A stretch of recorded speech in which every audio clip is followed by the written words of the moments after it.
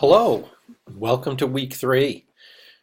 You're really getting into the heart of it now, and I hope you're enjoying the readings and the videos, the learning assignments, activities, and most importantly, hoping that narrative's beginning to make a little sense. It's a process, right? And we're going to continue to build, add to our layers, as we talked about in our first week, the layers in our compost of life. I don't know if that's the best metaphor, but I just thought of it when I was talking with you folks. So anyway, so here's a new layer. You studied and practiced over the last week that first really critical, important first step in narrative of helping somebody to externalize, to get a little separation from themselves and the issues that are causing them concern and distress, so that they can begin to renegotiate their relationship with all of that and the parts of their story that have not been so helpful, and also to elevate the parts of their story that are affirming and helpful. So this week, the layer we add several really. Denborough calls it finding our audience and remembering, which I put in quotes, remembering who is important to us. In other words, there are members of our story that we've carried with us and given certain roles and power in our story that, don't deserve that. They're not helpful. They're not advocates. They're not,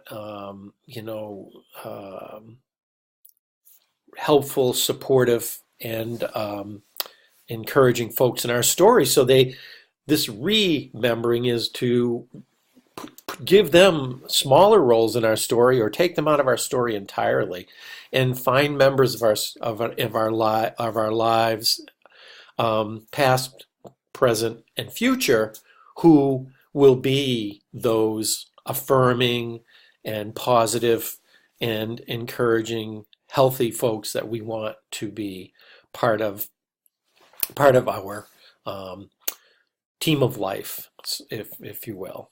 So we'll look at those. The other thing that's really, really cool about this week is this issue of witnessing, and affirmative witnessing.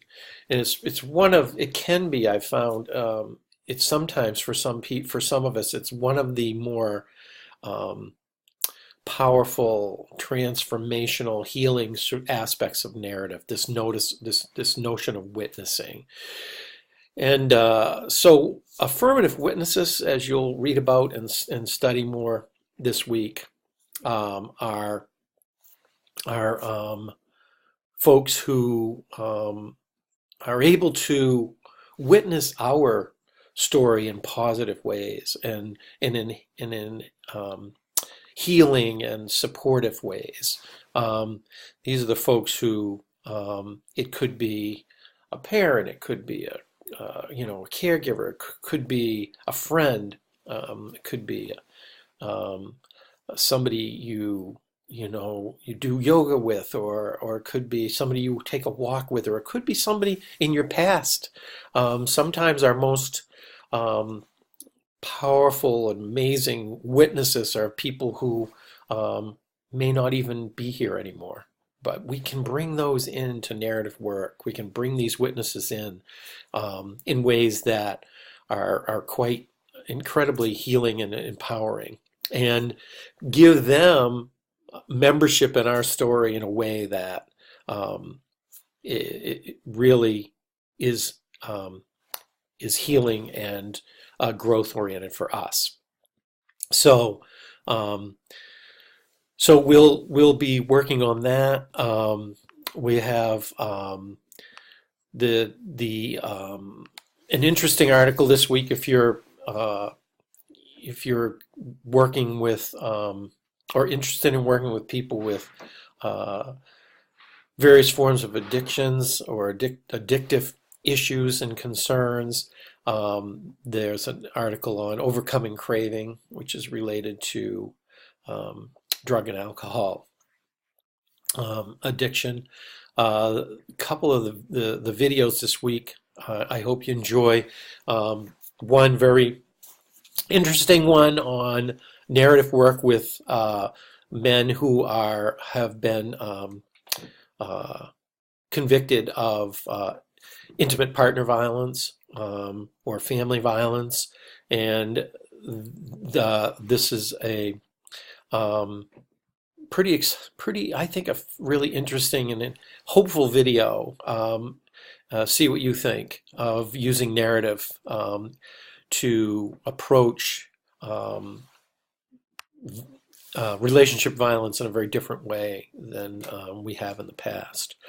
Um, so I think the your job this week will be to really continue to remember. The trick as you progress in this course is to remember what you did in the course before, in the week before or the weeks before. So now you have to keep in mind what you've studied in week one, which is the notion of the alternate storyline and dual listening.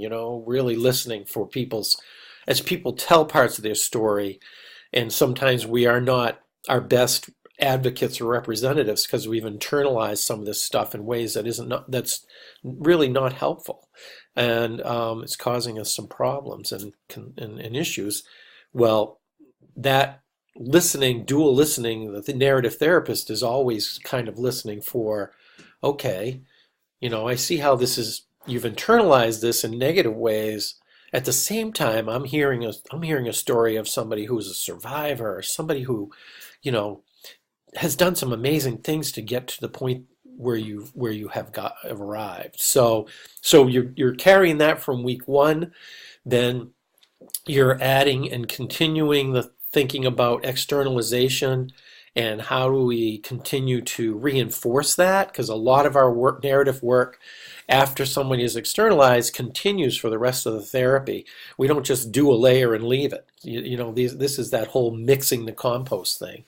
And this week, you now add this new layer of helping people remember their story, begin to really reauthor their story in terms of who's in that story, who deserves to be in lead positions in their story, and who needs to go into background positions or actually be taken out of the story altogether. So that's this week, as well as looking for opportunities for affirmative witnessing. So enjoy this part of the journey. Keep looking for ways to mix these things and integrate these things. And I will see you again in week 4. Take care.